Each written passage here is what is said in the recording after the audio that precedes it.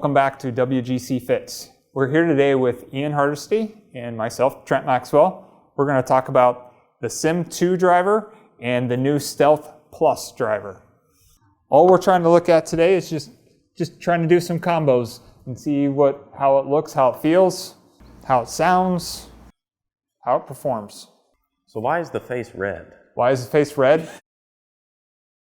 I think the honest answer is they wanted it to stand out. I mean, they tried to make the rest of the driver black so it would look more traditional. The red was they wanted to highlight its main feature, which is the 60 times carbon twist face design that they've been working on this design for over 20 years. So like I said, I think the main reason of the red is just to make it stand out a little bit. They want to show off its key feature. The interesting thing is, and when we get to it, is the sound of it. The sound is a lot better than carbon from the past. Did they use carbon before in faces? Mm-hmm. Because the thing's been titanium forever. For a long time, yeah. Callaway did a driver called C4 back in 2002, 2003. And the big knock on it was it sounded kind of dead because there wasn't a whole lot of sound to it. It didn't have a whole lot of sound to it. I actually don't mind dead because I know how far it's going to go. Yeah.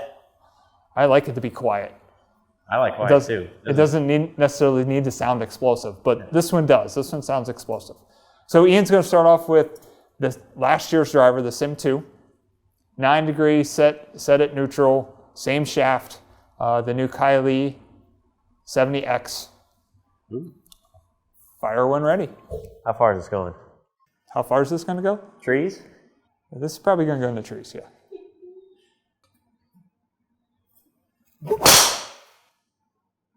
I didn't say which trees.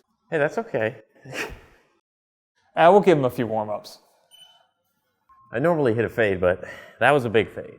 Well, both these drivers are designed to be a little bit more on the fade side of things. Okay. But that first one was pretty good. There's a little first tee jitters. Yeah, only 298 on the carry on that one.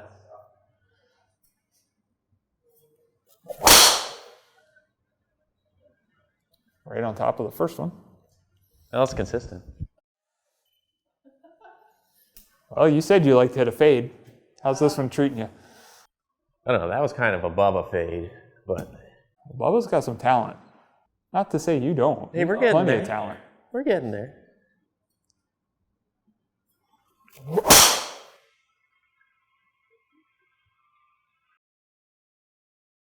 And that target, we're still going with that red and white stake out there.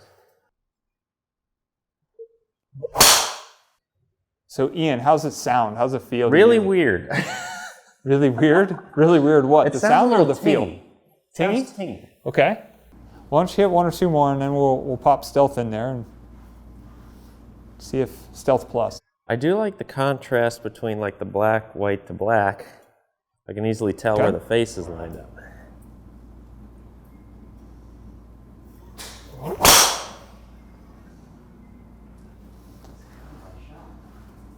You got big blocks going, not fades.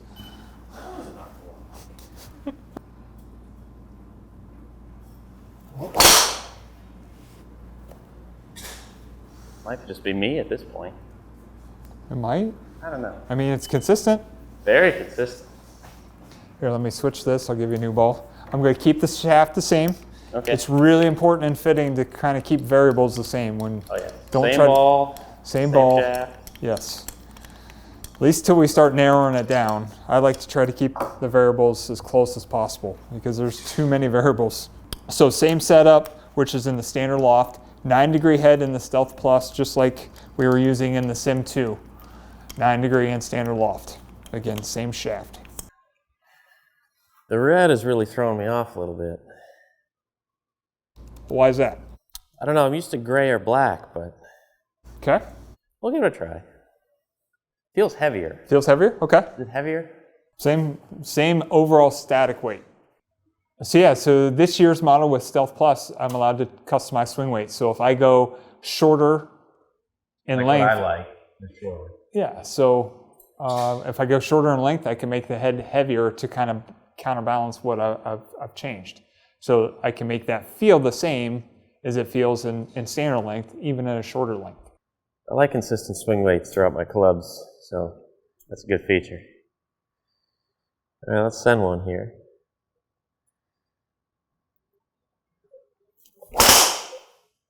Well, that was better. Wow. Glowing endorsement there. 182 ball speed? Can we get to 200? No. Bryson, I don't think you can. Even though it's slower, it still went farther. But, all right, let's hit it over. Let's hit it over. Yeah, hit a few more. Your overall club head speed is 122, though, with the last one.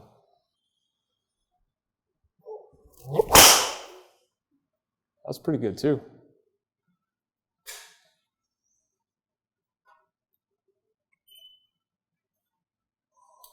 That's a little better dispersion. Dispersion's good. How's that red face look now? You know, it's weird. It's not normal for me, but I do like the contrast of the green mat to the red. I can tell where the face is pointing in the loft of it, which is nice, but It's not affecting your ball striking performance, apparently. no. I'm mostly a field player anyway, so as long as it feels good, I can get used to the looks.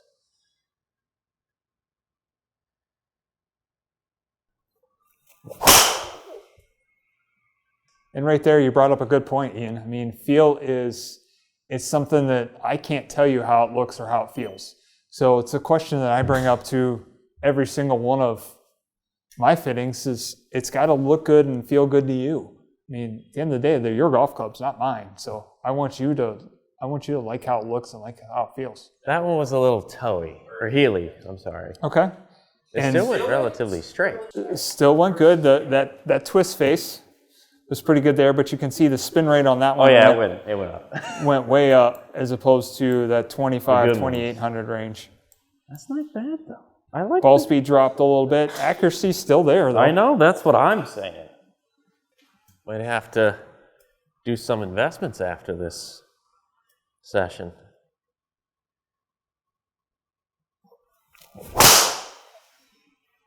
Now That one was toey. that was Toey. Now Well, I one tried to key, get it just to see.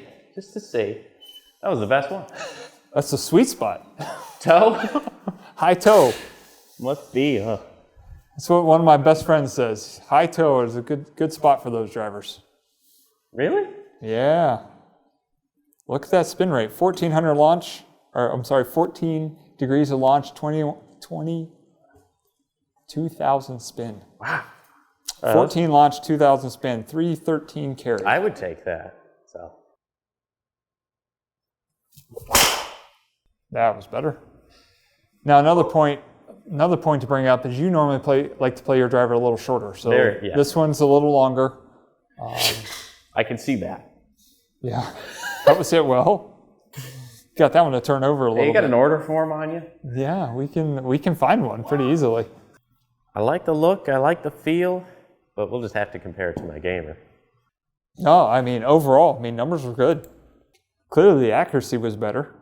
I mean, I definitely need the accuracy help that this twist face was giving me because the way I hit it so long and the tight courses I play, I don't want to be playing out of their fairways. But yeah, numbers wise, you're 309 carry, 326 total to 292 carry, 308 total. So big differences. Club head speed, very similar. 121.6, 121.9. Attack angles, you were a little bit down on the sim. I've never been positive. Yeah, well, This is like the first time I've been positive ever. Normally I'm negative. You were dead flat. I know. So swings were slightly different. That might have had some effect to it. Height-wise, 141 and 140. Carbon copies. Ball speeds, 175 with the Sim 2. Yeah, more ball almost speed. 180 with Stealth Plus. 292 carry versus 309. I'll take huge 309. difference there. Yeah. I would say, one of the things we would look at, this is a 9-degree driver. We'd probably want to go down a little bit in loft. Really? Because those Yeah, landing, 140 is a little high. those landing angles are a little high. Yeah. But yeah, overall. Even if you get rid of those 2 or 3 bad ones with the Sims, I'm still carrying a 15 yards farther. Right. Yeah, if we deactivate this one, And we deactivate this one. We'll give Ian a couple mulligans here. We're still 296 to 308. Oh, yeah. That's huge. And way closer to the fairway, the center of the fairway. That's what I like. Thanks for joining us again today on WGC Fits. Tune in next time where we'll compare the new Rogue driver with last year's Epic.